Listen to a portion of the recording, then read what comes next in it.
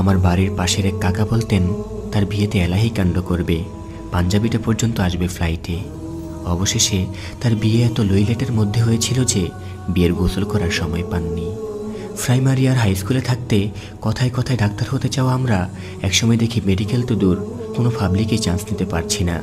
একটা সময় ভাবতাম বিয়ের সময় এত এত মেয়ে দেখে অনেককে রিজেক্ট করে অবশেষে একটা বিয়ে করব, কিন্তু এখন দেখি নিজেই রিজেক্ট হয়ে যাচ্ছি। কোনো রকম একটা হলেই হতো। একজনের স্ট্যাটাস দেখছিলাম, ভাবতো বড় হয়ে পরিবারের সমস্যা দূর করবে। এখন দেখি সে নিজেই পরিবারের সবচেয়ে বড় সমস্যা। পড়াশোনা শেষ করলে চাকরি, কারি কারি টাকা, বাড়ি গাড়ি, এমন চিন্তা করা শত গ্র্যাজুয়েটদের পকেটে হাহাকার দেখেছি। এলাকার সুন্দর চেহারার লম্বা মেয়েটা ভাবতো একটা রাজপুত্র আসবে তার জীবনে, জীবন এমন হবে অমন হবে, কিন্তু সংসার টেকে নেই। একাকিত্বের অবর্ণনীয় কষ্ট, খাওয়ার কষ্ট আজকাল, আবার কালো বেটে মেয়েটার হীনমন্যতা ছিল, আমাকে কে নেবে। কিন্তু স্বামীর সাথে এবছর হজ করে ফিরল, কত কিছু আনলো সবার জন্য। প্রাইমারিতে আপনার যার সাথে কম্পিটিশন ছিল, চিন্তা করে দেখুন তো এখন কে কোথায়। আসলে কোনো কিছুই আমার আশা মতো হচ্ছে না।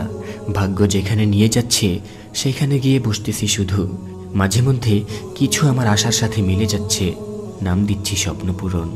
কারোরই স্বপ্ন পূরণ হয় না, কেউ স্বপ্ন পূরণ করতে পারেও না। শুধুমাত্র আল্লাহর নির্ধারিত ছকে তাকদিরের সাথে নিজের আশার সূচক মিলে যায় কিছু সময়। যেখানে যাবার সেখানে ঘাড় ধরিয়ে হলে নেওয়া হবে, যে আশার সে হামাগুড়ি দিয়েও হলে আসবে। যা পাবার তা হাত বাড়ালেই পাবো, যা পাবার নয় তা যুদ্ধ করেও পাবো না। মুমিন তাকদিরে বিশ্বাসী, চিন্তা বা দুঃখিত হওয়ার কিছুই নেই। মন সবসময় আশা করে ভালোটা, সুন্দরটা, খারাপটা নয়।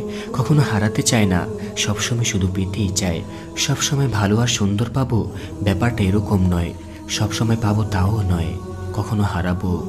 সো না ফেলে মানিয়ে নিতে হবে, এমনটাই হওয়ার ছিল। এটা আমার ছিল না, ওটা হারানোরই ছিল। ভালোতে খারাপে, প্রাপ্তিতে বিনষ্টে, সুস্থতা ও অসুস্থতায় আল্লাহর প্ল্যানিংয়ের উপর সন্তুষ্ট থাকাই আলহামদুলিল্লাহ আলা কুল্লি হাল।